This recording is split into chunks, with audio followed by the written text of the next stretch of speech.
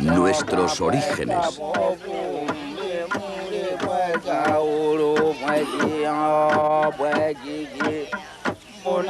Relación entre los pueblos.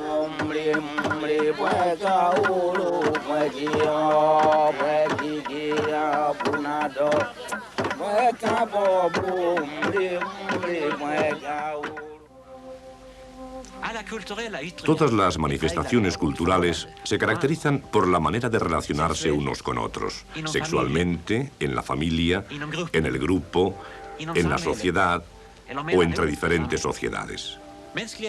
Las relaciones humanas gobiernan las acciones cuyos resultados son modelos de asentamientos, tipos de casas, formas de tumbas y ceremonias de culto. En nuestra cuarta expedición vamos a viajar al pasado para aclarar lo más difícil de demostrar para los arqueólogos, cómo se relacionan las gentes y los pueblos entre sí.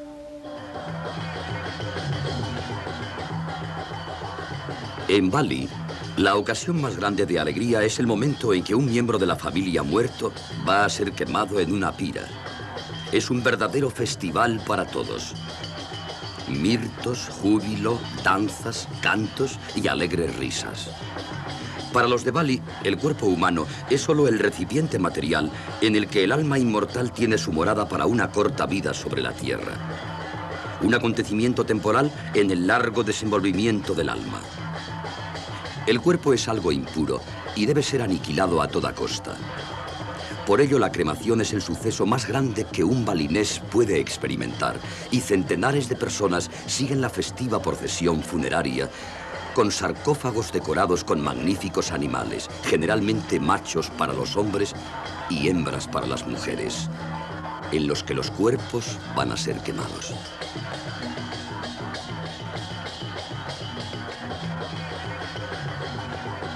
La procesión pasa por todo el pueblo acompañada de un ruido ensordecedor. Los hombres que llevan la caja, decorada espléndidamente, se mueven violentamente con ella encima de un lado para otro, se empujan dando alegres alaridos, y todo para evitar eficazmente que el alma retorne al cuerpo muerto.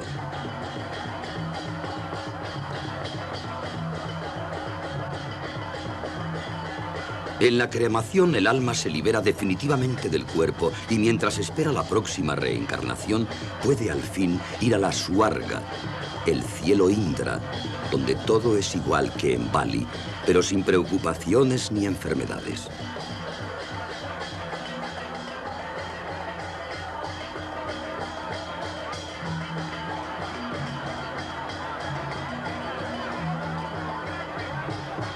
La cremación casi nunca tiene lugar inmediatamente después de la muerte. Con frecuencia se demora varios meses hasta que los dioses han elegido el momento justo. Entretanto, el cadáver es enterrado o colocado en una habitación especialmente preparada en la casa de la familia. Esta vez iba a ser la cremación de un noble muy importante. Había muerto hacía 2 meses y el cuerpo estaba en un avanzado estado de descomposición. Un olor nauseabundo se extendió al destaparse la mortaja. Se roció con agua sagrada, se pusieron jazmines sobre sus labios y se colocaron sobre los ojos cristalitos pequeños de blanco espejo. Todo encaminado a embellecerlo para la otra vida. Ojos brillantes como espejos y el aliento con perfume de rosas.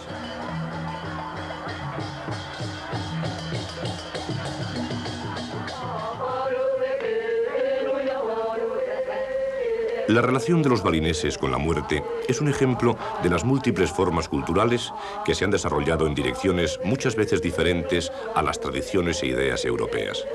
Esto es también verdad en la relación entre los sexos. Cuando hace 400 años los conquistadores españoles y portugueses penetraron en las húmedas selvas del sur de América, por primera vez, nos contaron que había una extraña tribu de bellas y desnudas mujeres guerreras que gobernaban su país junto a un gran río. Los europeos quedaron tan asombrados de lo que veían que, inspirados en la mitología griega, las llamaron Amazonas y con este nombre bautizaron el nuevo río. Viajeros posteriores describieron y confirmaron la belleza de esas mujeres y sus extrañas costumbres. No tienen hombres, pero tienen hijos de los prisioneros que capturan en la guerra. Hoy encontramos estas amazonas en uno de los afluentes del Amazonas, el río Xingu. Actualmente, aunque la tribu vive en familias de composición tradicional, pueden observarse todavía huellas de la pasada sociedad matriarcal. La costumbre de esconder a las chicas en una casa oscura durante largo tiempo se conecta con ritos de transición en el mundo de las mujeres para conseguir que su piel sea casi blanca. Hasta su matrimonio, las chicas eligen sus propios amantes, tantos como quieran. Intervienen en juegos de lucha, deporte casi exclusivamente reservado al mundo de los hombres.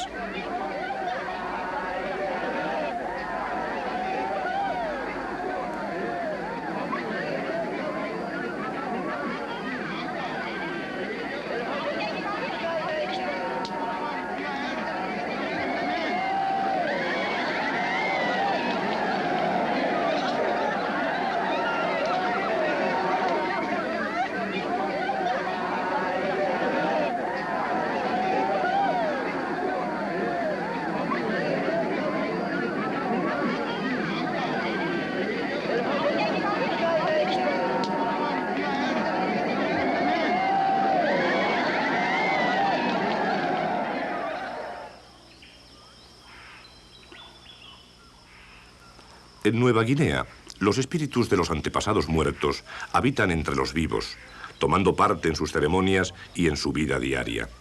Por ello, deben ser bien atendidos, de lo contrario pueden enojarse y sembrar la inquietud entre la gente. Hacen sus comidas juntos y se reúnen en sus propias calaveras guardadas en las casas. Dormir sobre la calavera de su padre es una manera natural de estar juntos. En programas anteriores ya vimos que nuestros antepasados de la Edad de Piedra tenían una organización social y unas relaciones entre hombres y mujeres probablemente muy similares a las de los pueblos primitivos de hoy. Por lo tanto, solo en estos pueblos podemos buscar la comprensión de los procesos que forman nuestras raíces. No existe sociedad sin organización. No importa lo simple y temporal que sea, lo poco organizada que parezca, pero siempre hay una red invisible entre los individuos de un grupo y cada uno, sea hombre o mujer, tiene su lugar en ella. Quizá en la caza mayor, la necesidad de una organización se impuso al hombre e influyó poderosamente en nuestro comportamiento hereditario hacia los demás. La caza mayor es dura y peligrosa, es trabajo de hombres. No porque las mujeres no puedan realizarlo, sino porque por necesidad deben tener a los hijos y criarlos, y pueden tener mayor tranquilidad cuando están embarazadas. El papel del sexo no ha sido inventado por nosotros. Es parte de nuestro código genético. Los hombres y las mujeres son importantes para la supervivencia de la tribu y ocupan, por tanto, sus posiciones sociales correspondientes.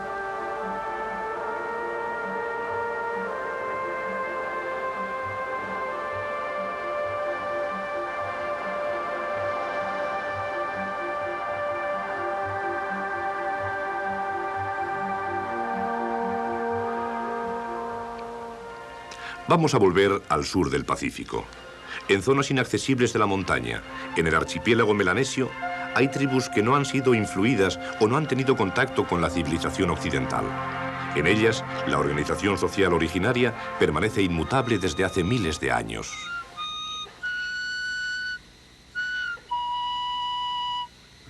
Organización social no es lo mismo necesariamente que estructura de poder organizada. En esta sociedad, la igualdad es total. Igualdad no porque todos sean iguales, sino porque todos piensan que la igualdad no existe. Siempre hay alguien mejor, mejor guerrero, mejor mediador en los conflictos, mejor cazador. Siempre hay alguien que en ciertas situaciones desea o tiene la capacidad de dirigir a los demás. El hombre mayor del pueblo nos da la bienvenida y dice: Vosotros, hombres blancos, llegáis a nuestra tribu en las montañas y estamos encantados de vuestra visita. No venís por desear cambiar nuestro modo de vida o para llevaros nuestros bienes. Por ello deseamos mostrar nuestra alegría bailando. Vivimos en paz con todos. Tenemos comida abundante y esta danza mantiene la paz y el suministro de alimentos. Pedimos a los dioses que no disminuyáis el poder de nuestra danza mientras nos filmáis.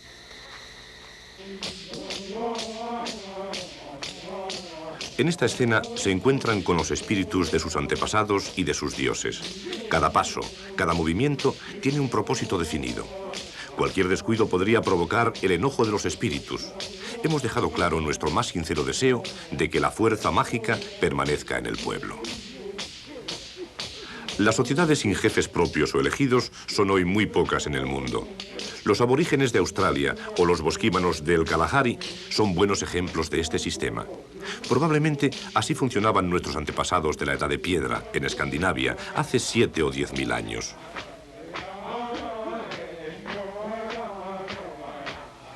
Pero hasta en las sociedades más reguladas, como aquí en la Melanesia, encontramos liderazgos temporales, basados en cualidades personales o conocimientos. El liderazgo adviene solo para un corto espacio de tiempo o para una actividad determinada. En otras situaciones puede haber alguien del grupo que le releve del puesto. No hay preferencias ni elección. Todos conocen que este o aquel es el líder para una situación. Nadie es tan ridículo como para hacer problema de esto. La organización social depende del tamaño del grupo y este a su vez del suministro de alimento. Desde el punto de vista de los arqueólogos, es de gran importancia tener acceso a la organización social histórica para poder establecer bastante bien el tamaño del grupo o el área del territorio. Porque el tamaño del grupo está determinado por el suministro de alimentos. Hay un perfecto equilibrio ecológico entre los cazadores-recolectores. Nunca se permite que el número de individuos de una tribu sobrepase un punto crítico. No importa si se usan métodos abortivos o infanticidios. El hambre y la superpoblación son pues desconocidos y tenemos razones para pensar que esto es lo que sucedía en los tiempos prehistóricos. La limitación artificial del tamaño del grupo puede parecer despiadada, pero la cuestión es saber si las superpobladas y hambrientas áreas de hoy son una mejor alternativa.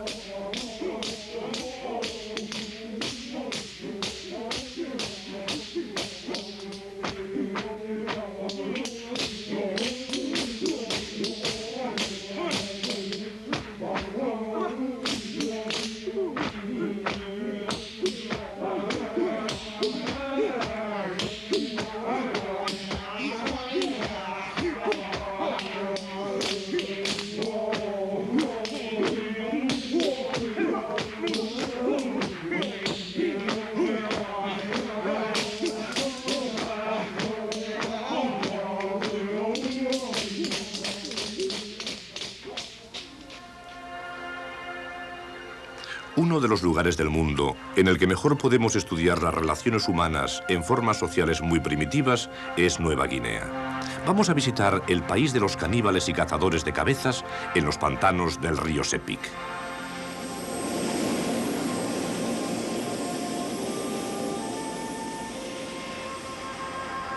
El río Sepik, con sus muchos afluentes, es una de las cuencas fluviales más impresionantes del mundo. En sus orillas hay tribus que viven en poblados de casas levantadas sobre estacas. Su única posibilidad de comunicación es a través del río, por lo que en botes recorren largas distancias. El suministro de alimentos variados es muy limitado, especialmente en proteínas. Esta es precisamente una de las razones de su pasado belicoso.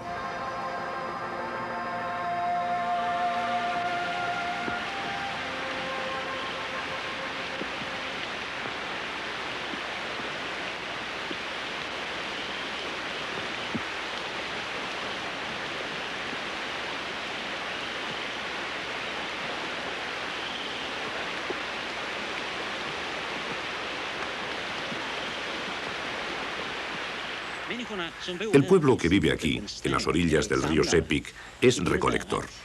Esto significa que todo su alimento procede de los bosques de alrededor o lo consigue en río abajo. No existe agricultura en el sentido estricto de la palabra. El alimento más importante es la médula de la palma sago, que es cortada del tronco con un hacha y con la que las mujeres hacen una pasta parecida a las gachas.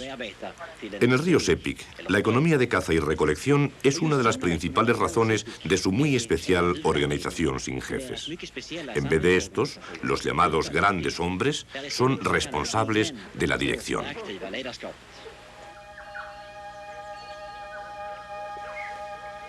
En algunos grandes grupos, con más de 300 individuos, hay generalmente líderes cuyas cualidades personales son la única cualificación para su posición. Ni mandan ni condenan a los otros miembros de la sociedad. Simplemente por sus cualidades tienen la confianza de los otros. Tienen prestigio, no autoridad.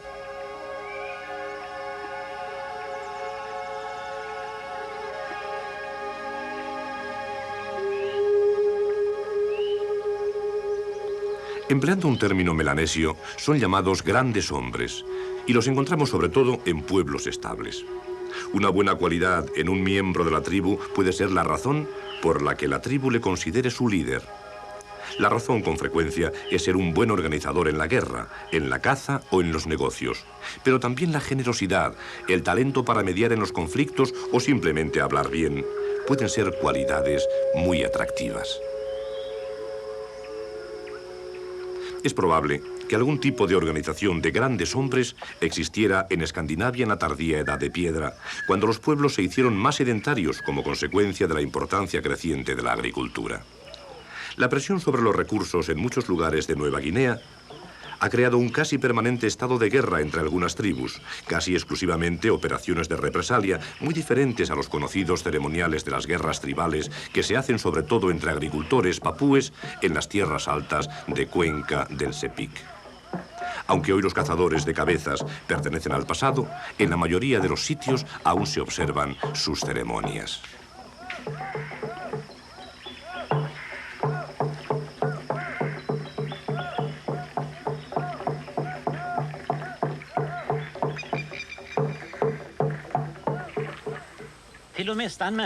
La caza de cabezas y el canibalismo están entre las expresiones más notables de la cultura humana.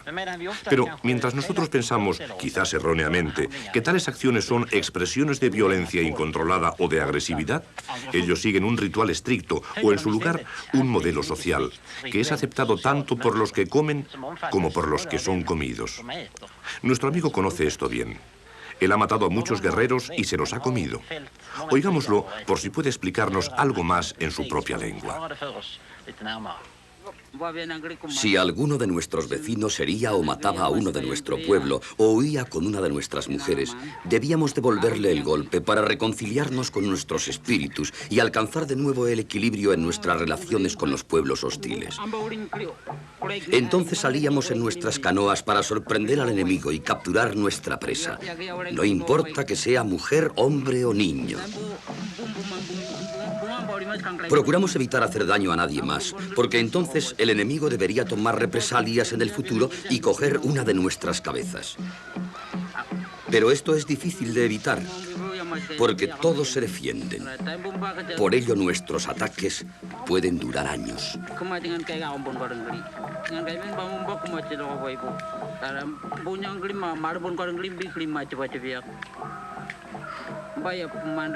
Cuando capturamos a nuestra víctima, la llevamos a nuestras canoas y la traemos a casa en triunfo. Cantamos y tocamos los tambores todo el tiempo para manifestar a los espíritus nuestra alegría y nuestro orgullo.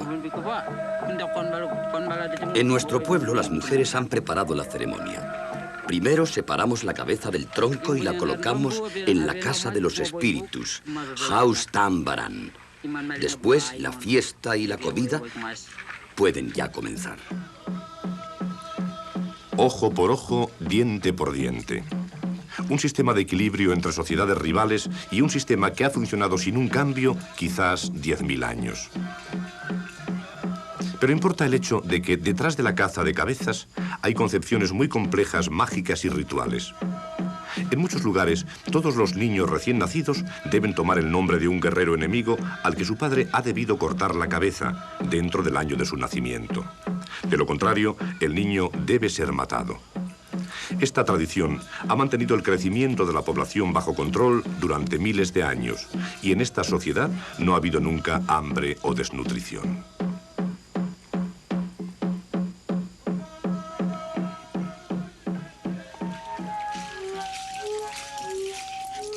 En otro pueblo encontramos al viejo Cocón, ejecutando una danza con su flauta en honor de los espíritus. Es un gran hombre en su pueblo y ha aprendido el arte de tocar la flauta de los espíritus mismos.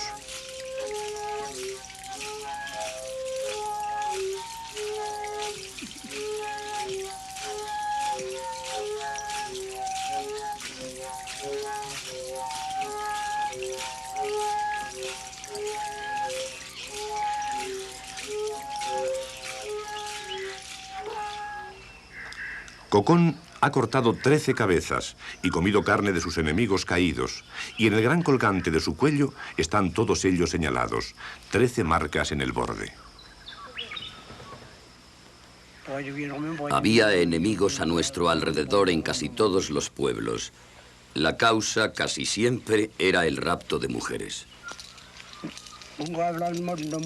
Al coger la cabeza de un enemigo, yo tenía el control de su espíritu y de esta manera también controlaba a otros enemigos a través de los espíritus que él conocía. Yo he cogido 13 cabezas de hombres y mujeres.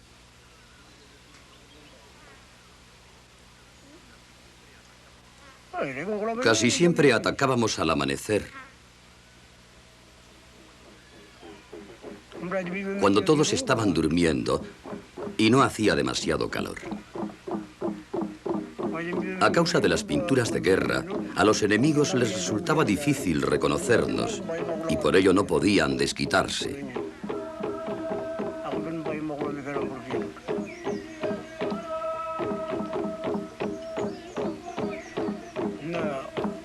Y yo siempre mataba con un palo. Y entonces llevábamos el cuerpo a nuestro pueblo y la fiesta comenzaba.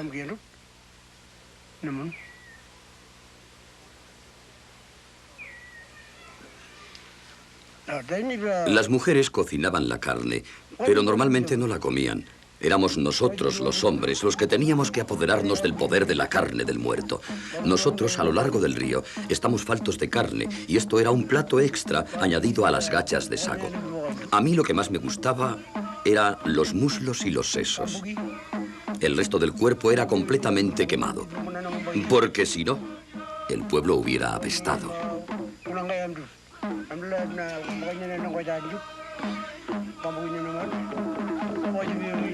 Cuando pregunté a Cocón si no tenía pena de coger la cabeza de una mujer, me contestó sorprendido, no, ¿por qué? Ella no es de mi tribu, ¿no es verdad? En las sociedades de grandes hombres de Nueva Guinea, el estatus de las mujeres es muy alto, a pesar de que aparentemente las actividades guerreras de los hombres dominan la vida de la tribu.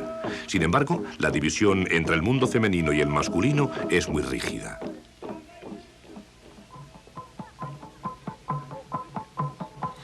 En las islas del sudeste asiático hay muchas culturas en las que esta división es común, pero en las que las mujeres no solo ocupan una posición social igual a los hombres, sino que con frecuencia dirigen las actividades sociales y económicas. La peligrosa pesca de ballenas a la altura de Tanimbar, en Indonesia, es trabajo de hombres y todavía usan arpones, como en la Edad de Piedra, lanzándolos ellos mismos contra las ballenas que muchas veces son más grandes que sus barcos.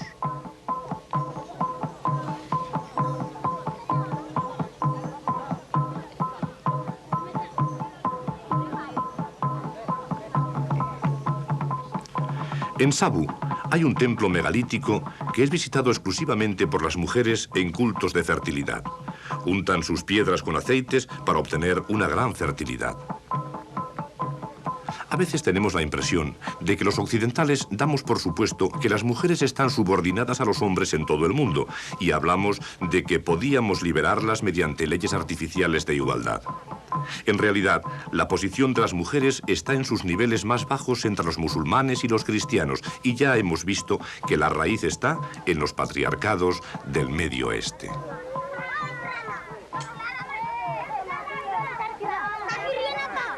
Las concepciones religiosas y mitológicas, y consiguientemente también las ideas sobre la creación, tienen una fuerte influencia en la economía, en la sociedad y en el suministro de alimentos. Es muy claro que las relaciones entre hombres y mujeres están unidas al papel que desempeñan en la producción de alimentos, es decir, en la división del trabajo entre ellos. Es cierto que el suministro de alimentos es realmente importante. En sociedades con unos recursos altamente variados y con una segura producción de alimentos, se desarrollaba generalmente una actitud positiva hacia lo sobrenatural y con frecuencia encontramos un destacado simbolismo femenino. En ellas había un alto grado de igualdad y las mujeres dominaban, al menos, tanto como los hombres. Hallamos típicas sociedades femeninas entre cazadores-recolectores, como en los pigmeos Mbuti, en África, y el pueblo Semang, en Malasia. Las condiciones también son similares entre agricultores con recursos seguros, como en el mundo isleño de Indonesia. Está muy arraigado aquí el dominio femenino. La poderosa reina de Saba nos recibe en una ceremonia de bienvenida cuando visitamos la isla.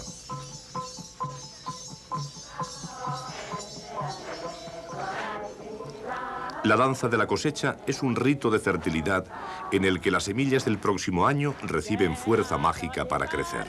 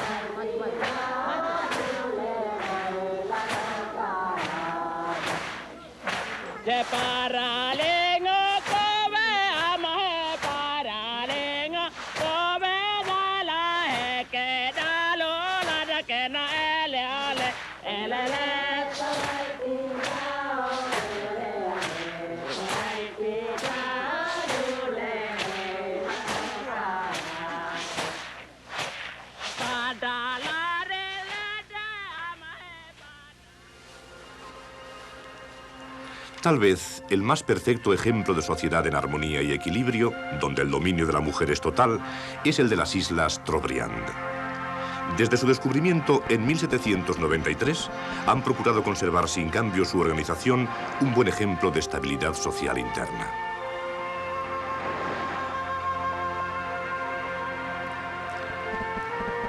En Bana encontramos tierra, mar y cielo.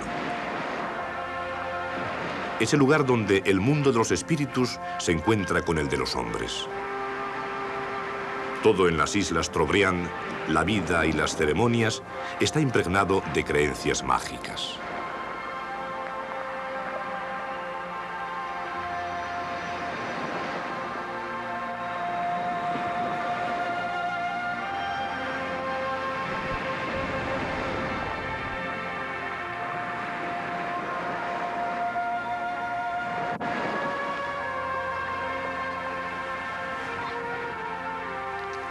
La sociedad matrilineal de las Islas Trobriand implica que la descendencia va por línea materna y en armonía con esto las mujeres poseen un gran poder económico y ceremonial.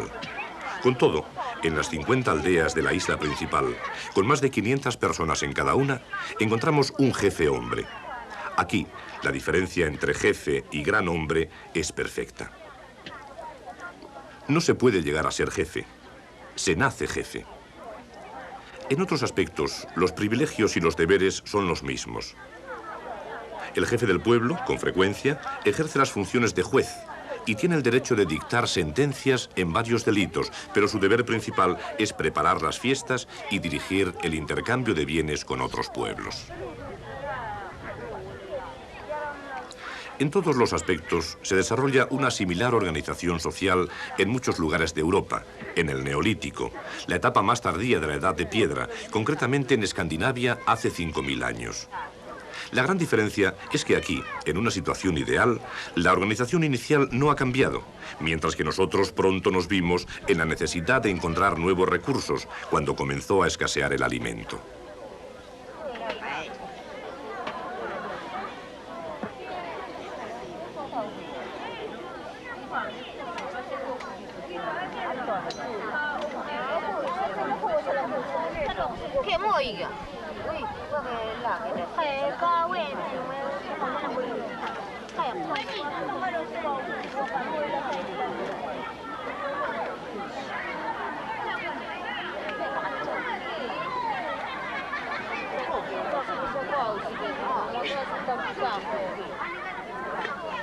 Como hemos visto, en el archipiélago indonesio, la división entre los mundos masculino y femenino es obvia. Las mujeres gastan la mayor parte de su tiempo en fabricar objetos preciosos para diversas ceremonias, como el intercambio de regalos, ritos funerarios, los llamados sagalis. Pero también tienen otras ocupaciones durante el día. No se valora el trabajo por el hecho de que lo haga un hombre o una mujer. Las realizaciones de ambos son importantes para el equilibrio social.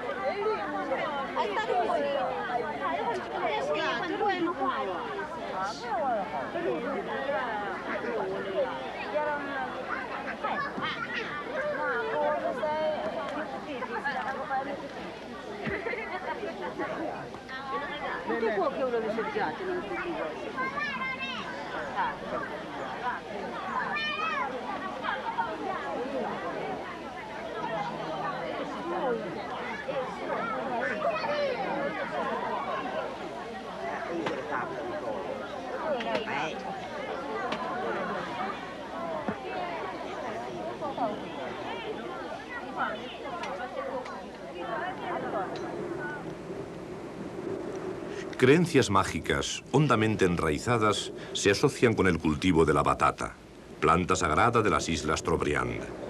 El principal deber de los hombres es que sus jardines superen a los otros en primor.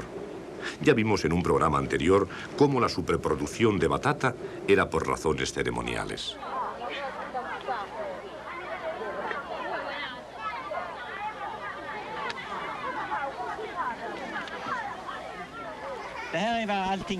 Esto es lo que sucede en las Islas Trobriand. Las preciadas batatas crecen en grandes cantidades, por la razón fundamental de la apariencia. La batata no es esencial como alimento, sino como objeto ceremonial. Tras su recolección en junio, son colocadas a la vista del público en casas de tierra especiales y hay una real competición entre las aldeas para encontrar quién ha cultivado batatas mejores y más grandes. Con recursos ricos y estables, encontramos de nuevo una sociedad con dominio femenino, donde la violencia y la agresión son desconocidas. Nunca existieron en las Trobriand canibalismo ni caza de cabezas.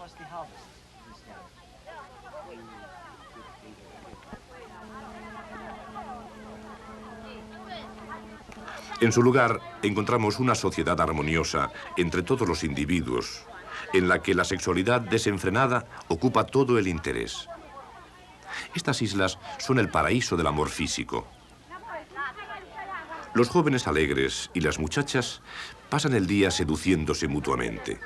Y las chicas tienen a veces varios amantes cada noche.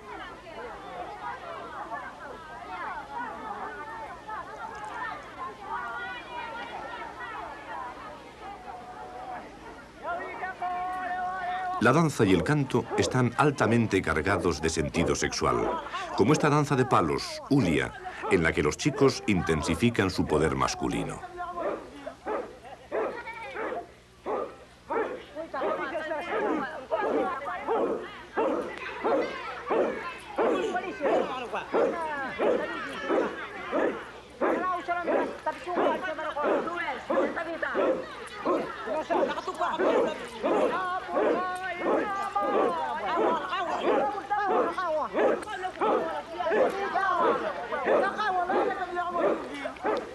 El paraíso de los habitantes de las Trobriand es Dengwana, que tiene 3 horizontes.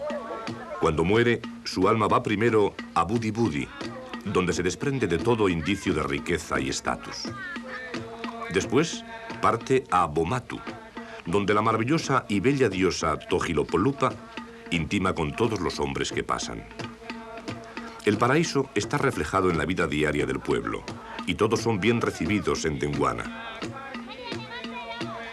El equilibrio es perfecto entre todos, y entre hombres y mujeres nadie es rechazado por sus pecados. No hay infierno en las creencias de los trobriandeses.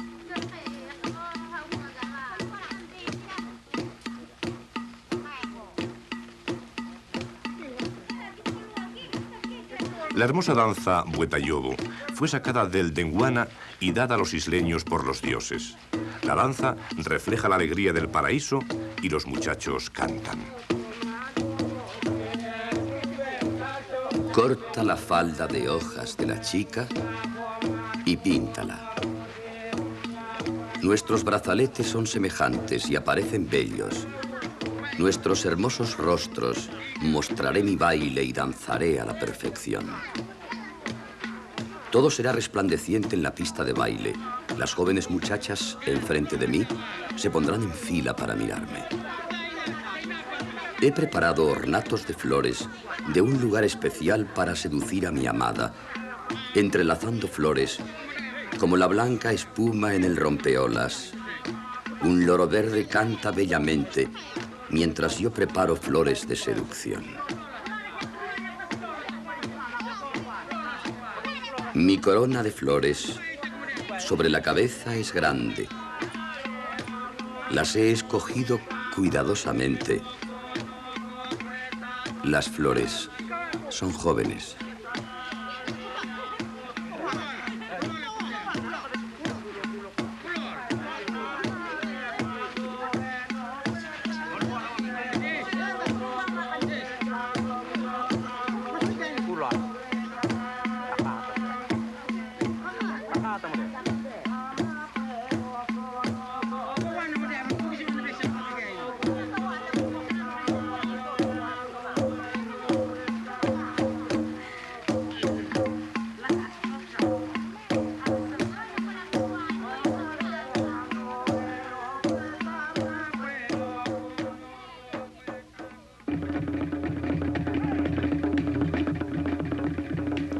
En Tahití, en la Polinesia, las mujeres tienen una libertad semejante a pesar del hecho de que los hombres tienen el poder político y económico. Cuando los recursos alimenticios no están en peligro, se les permite a las mujeres conservar firmemente su posición social. En Tahití, Hawái, Tonga y otros sitios de la Polinesia, se desarrolló durante la Edad de Piedra una fuerte jerarquización del poder. Solo en culturas donde los recursos están en peligro, crece el dominio de los hombres sobre las mujeres. En Escandinavia sucedió esto durante la transición de la Edad de Piedra a la Edad de Bronce, hace 4.000 o 5.000 años, cuando guardar el ganado tenía una significación económica decisiva. En la Polinesia, con estructuras de poder tan fuertes, tuvo que desarrollarse una tradición megalítica de grandes construcciones, de monumentales edificios para distintas funciones. El enlace con el megalítico europeo es de lo más interesante.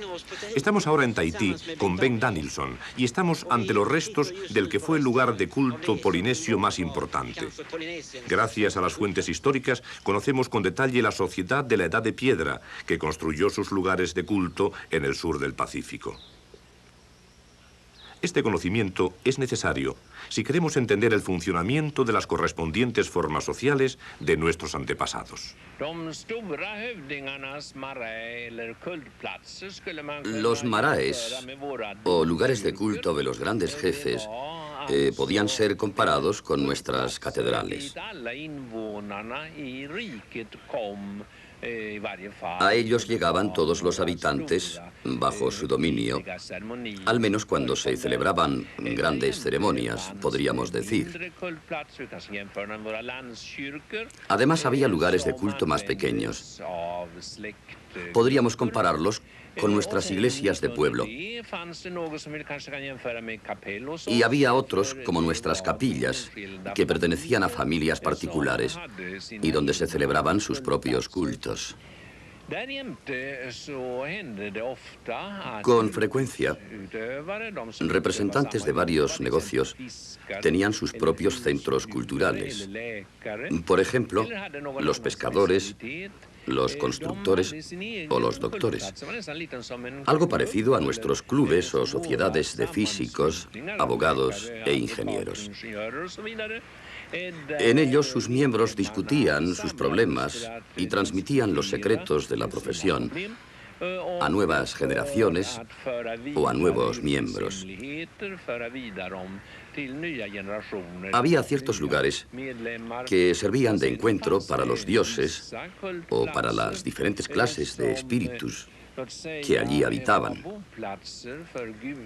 Estaban frecuentemente asociados a ciertos fenómenos naturales, tales como la formación de una montaña o la emergencia de una bella isla dentro del mar, o a lugares en donde había extrañas corrientes.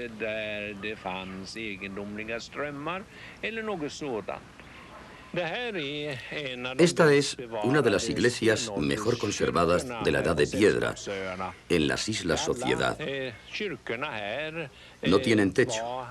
Podría llamárselas iglesias al aire libre. Las hay de varios tipos.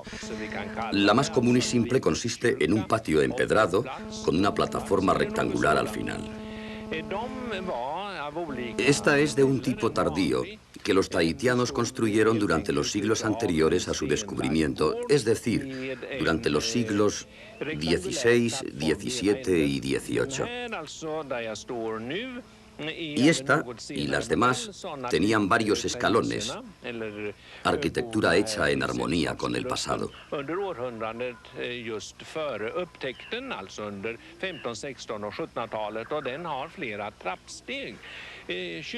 Cuando un marae era inaugurado o había un acontecimiento grande e importante, se hacían gran número de sacrificios. En ocasiones excepcionales o ante peligros inminentes, a veces se hacían sacrificios humanos. Pero los polinesios no eran crueles ni sanguinarios. Eran bastante discretos. La víctima era elegida con anticipación sin que el interesado supiera el dudoso honor que le había correspondido. Luego, varios servidores del sacerdote atacaban al pobre hombre por la espalda y le machacaban la cabeza con grandes piedras. Después traían el cuerpo aquí. Durante el período de su descubrimiento, los jefes solían decir a los europeos que les preguntaban, por ejemplo el capitán Cook, que los hombres sacrificados eran enemigos de la sociedad y claramente esta era una acción de caridad al sacrificarlos. Yo creo que esta es una explicación oficial de propaganda y no era para ser creída. Eran sacrificadas todo tipo de personas, especialmente si habían violado algún tabú.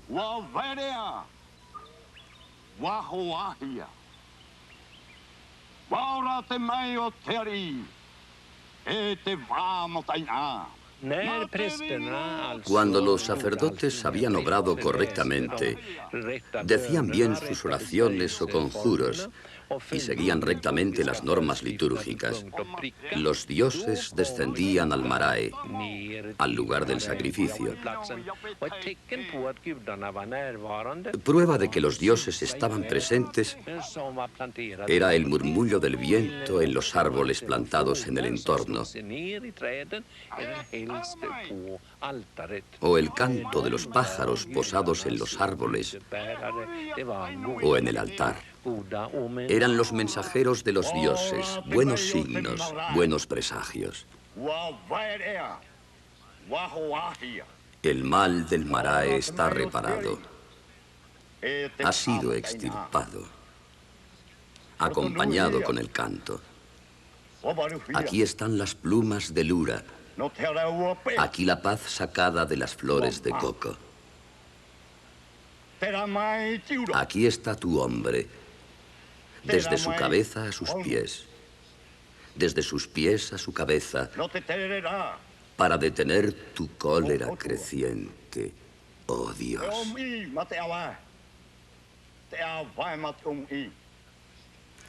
Por sus grandes crímenes, por la discordia familiar, por sus palabras apresuradas, por irreverencia a los dioses, por limpiar mal el musgo del santuario, por ocultar la rabia rencorosa, por separar a los amigos, por maldecir, por destruir con hechizos, por enviar malos espíritus a otro hombre. Estos son los pecados que te desagradan.